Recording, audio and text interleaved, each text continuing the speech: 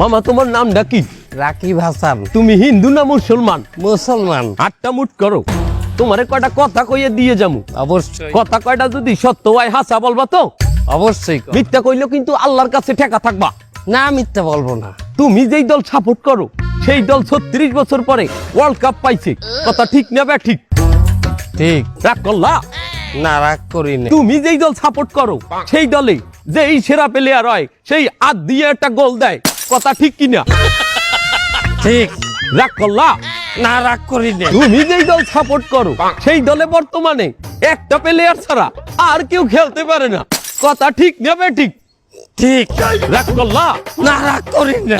তুমি যেই দল সাপোর্ট করো সেই দলের 3টা বিশ্বকাপ সাপোর্টাররা মনে করে 50টা বিশ্বকাপের সমান, আর ব্রাজিলের 5টা বিশ্বকাপ রে ওরা একটাও ধরে না, কথা ঠিক না বে ঠিক?